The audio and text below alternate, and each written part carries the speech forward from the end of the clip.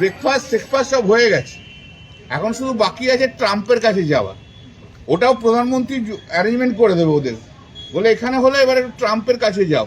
তো ট্রাম্পের কাছে যে একটু ডিনার করবে, একটু ব্রেকফাস্ট করবে 20 জন, আর ওদেরকে শুভেন্দু অধিকারী ফ্লাইটে চাপিয়ে দিয়ে আসবে, এইটুকুই বাকি আছে, আর সব হয়ে গেছে।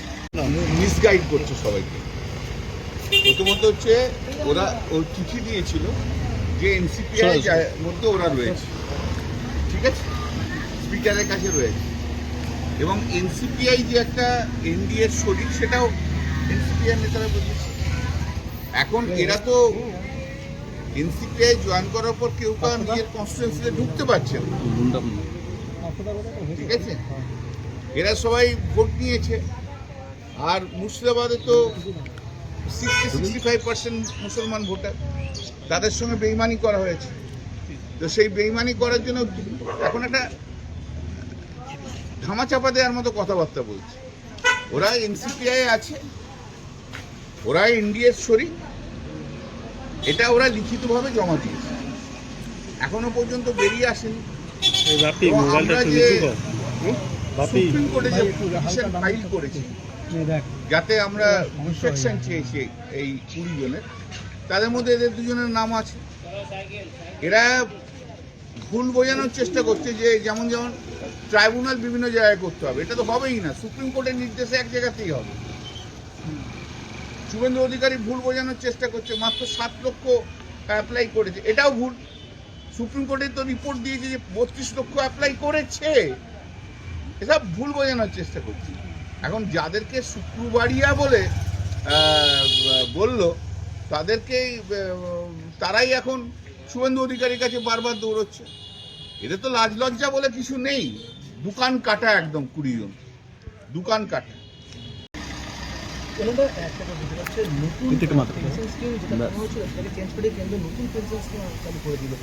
আমি এখন ওটা দেখিনি, আমি তাই জন্য আমি ঠিক কমেন্টস করতে পারছি। তাপস রায় বলেছেন যে সুদীপ বন্দ্যোপাধ্যায় রাজনৈতিক ক্যারিয়ার অনেকদিন আগেই শেষ হয়ে গেছে। হ্যাঁ, সেটা তো ঘটনা, ও রাজনৈতিক ক্যারিয়ার অনেক কাল আগেই শেষ হয়ে গেছিল। তাপস রায় তো 2019-এ ক্যান্ডিডেট হতে চেয়েছিল, সিরিয়াসলি ক্যান্ডিডেট হতে চেয়েছিল, তখন তো তাপস রায়কে ক্যান্ডিডেট করা হয়নি, সুদীপদাকে দেওয়া হয়েছিল। তো তার জন্য তাপস রায় বেরিয়ে চলে গেছিল, এবং 2024-এও একটা বড় প্রশ্ন উঠেছিল সুদীপ বন্দ্যোপাধ্যায়কে নিয়ে, যে ওকে ক্যান্ডিডেট করা হওয়া উচিত না, যথেষ্ট বয়স হয়ে গেছে, হাঁটতে চলতে পারে না। তা সত্ত্বেও করেছিলেন, দিদি করেছিলেন তাদের ক্যান্ডিডেট। তো দিদি ও এমন একটা ক্যান্ডিডেট যে প্রথম থেকে সবাইকার সঙ্গে গদ্দারিটা করতে ভালোবাসে। আর ওই হুমায়ুন কবির বলেছে না ওকে, ও তো সাইকেল চুরি থেকে আরম্ভ করে গদ্দারিতে শেষ হয়েছে। সে হোক, যা ইচ্ছে হোক, সে ও হবে কি কাকরি ঘোষের হবে কি শতাব্দী রায় হবে, সে নিয়ে মারপিট চলছে, চলুক। আমরা তো বললাম এখন ট্রাম্পের কাছে নিয়ে যাবে, এখন স্পেশাল ফ্লাইট দিয়ে ট্রাম্পের কাছে নিয়ে যাবে, ওখানে ডিনার খাওয়াবে বলেছে। এখানে তো কিছু করতে পারবে না, এখন 1.5-2 বছর তো নাচতে হবে, এদিক হয় এখানে নাচবে ওখানে নাচবে, এখানে নাচবে ওখানে নাচবে, 2 বছর পর টাইম লাইন শেষ। বাংলার মানুষ আর ভোট দিয়ে জেতাবে না, ওদের চিন্তা করার কিচ্ছু নেই। 1.5-2 বছর একটু লিপস্টিক কেউ ভালো লিপস্টিক মাখবে, ফেস পাউডার দেবে, সাজে কত সাজা গোজারে বেড়ে গেছে দেখেছো 2-1 জনের, নাম আর বলছি না, ঠিক আছে। যে বলেছিল যে এই যে সায়নী ঘোষ কি একটা গালাগাল দিয়েছিল শুভেন্দু অধিকারীকে, বলেছিল ওর নাম করলেই সারাদিন খারাপ হয়ে যাবে, সেও চলে যাচ্ছে শুভেন্দু অধিকারীর কাছে, যে আর কি করবে, শুধু বলছে কনস্টিটিউয়েন্সি ডেভেলপমেন্ট। আরে কনস্টিটিউয়েন্সিটাই তো চিনলি না 2.5 বছরে, ভূগোলটাই তো জানলো না।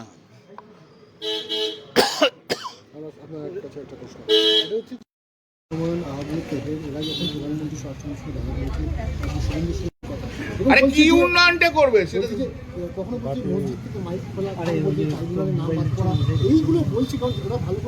শোনো, ট্রাইব্যুনালটা সুপ্রিম কোর্ট ঠিক করে দিয়েছে, এটা নরেন্দ্র মোদীও ঠিক করতে পারবে না, আর এটাও ঠিক করতে পারবে না।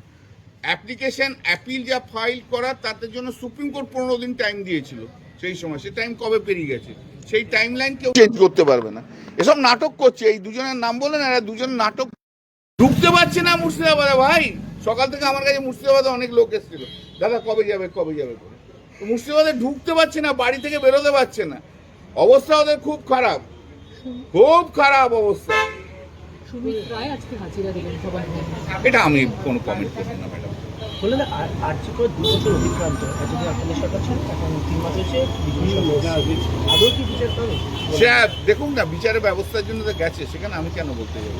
আজকে সমীর ভট্টাচার্য বলছেন যে এবার শিল্প ধীরে হবে, ইন্দোনেশিয়া থেকে বিনিয়োগ আসছে, ইউরোপ থেকে বিনিয়োগ আসবে। এগুলো বুদ্ধবাবু অনেক বলতেন আগে, এটা নতুন কিছু না। বুদ্ধদেব বাবু অনেক বলেছেন কিন্তু কিছুই করতে পারেনি। আর সমীর ভট্টাচার্য কি করবে বেচারি, ও কোনো কিছু বলার নেই তো।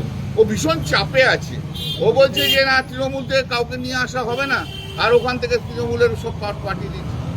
ওদেরকে বলেছে যে 20খানা মালা রেডি করে রাখো। শ্রমিক, তুমি 20টা মালা দেওয়ার উত্তরীয় দিয়ে ওই 20 জন এমপিকে বরণ করবে। শ্রমিকের খুব চাপ, আমি বুঝি। শ্রমিক খুব ভালো মানুষ, হ্যাঁ, কিন্তু শ্রমিকের বড্ড চাপ হয়ে গেছে গো।